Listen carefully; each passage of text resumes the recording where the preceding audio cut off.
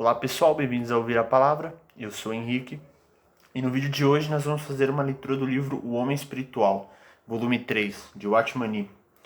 A partir da página 132, o subtítulo é A Obra do Espírito Santo. São muitos os cristãos que mergulharam na passividade e na escravidão, por não entenderem a obra do Espírito Santo.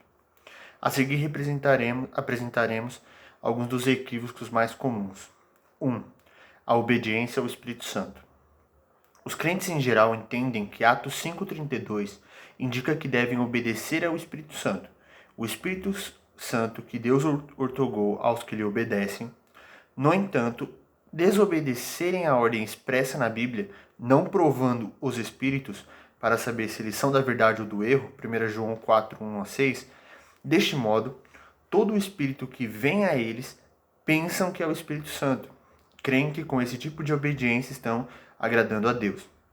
O que eles não entendem é que essa passagem não está dizendo para obedecermos ao Espírito Santo, e sim a Deus, o Pai, através do Espírito. Em Atos 5,29, quando os apóstolos foram interrogados pelo concílio, replicaram que deviam obedecer a Deus. Se alguém fizer o propósito de obedecer ao Espírito Santo esquecendo-se do Pai, arrisca-se a obedecer ao Espírito que está em si ou ao seu redor, em vez de, através do Espírito Santo, obedecer ao Pai que está no céu. Com tal atitude, ele estará caindo na passividade e, ainda assim, fornecendo aos espíritos malignos a oportunidade de exercer o engano imitando o que Deus faz. Ultrapassar os limites da palavra de Deus resulta em perigos inescrutáveis. 2. O governo do Espírito Santo. Anteriormente, vimos como Deus governa o nosso espírito através do Espírito Santo e como o nosso espírito governa o nosso corpo em todo o nosso ser através da alma, ou seja, da vontade. Isso pode parecer simples, contudo apresenta inúmeras implicações espirituais. O Espírito Santo influencia apenas a nossa intuição com a finalidade de revelar-nos a sua vontade. Ele enche somente nosso espírito e mais nada. Ele jamais controla ou enche diretamente a nossa alma ou o nosso corpo. Precisamos atentar bem para isso. Portanto, não devemos esperar que o Espírito de Deus pense por meio da nossa mente, nem que ele sinta por nossas emoções, nem decida por intermédio da nossa vontade. Ele revela a sua vontade ao nosso espírito através da intuição, a fim de que nós mesmos possamos pensar, sentir e agir segundo a vontade dele. É um grave erro pensar que devemos oferecer a nossa mente ao Espírito Santo, permitindo que ele pense através dela. A verdade é que ele nunca toma o lugar do homem para usar a mente dele. Também nunca ordena que nos ofereçamos a ele passivamente. O que Deus quer é que cooperemos com ele, porque não faz aquilo que é para o crente, porque ele não faz aquilo que é para o crente fazer.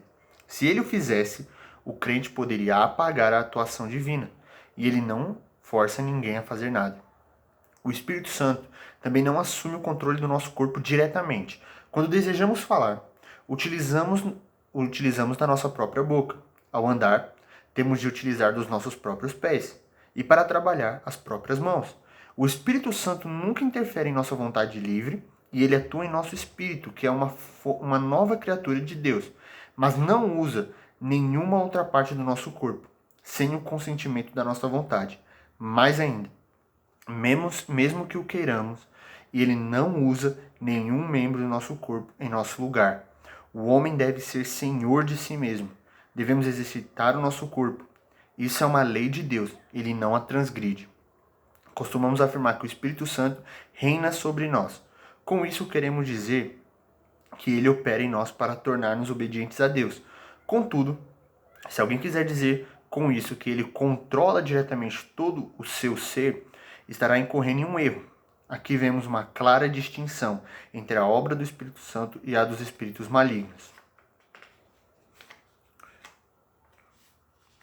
O Espírito Santo habita em nós para testificar que pertencemos a Deus, ao passo que os espíritos malignos manipulam as pessoas a fim de reduzi-las a máquinas.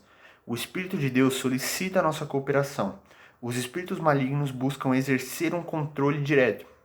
Daí fica claro que a nossa união com Deus é no espírito e não no corpo ou na alma.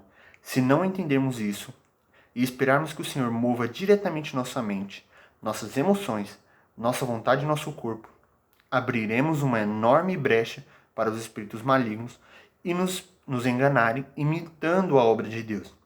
É verdade que não devemos seguir nossos próprios pensamentos, sentimentos ou preferências. Contudo, assim que recebermos uma revelação em nosso espírito, devemos executá-la com a mente, emoções e vontade. Ok? Pessoal, então essa foi a leitura do livro volume 3 do Homem Espiritual, do Atmani. E obrigado pela sua atenção. Vejo vocês no próximo vídeo. Falou!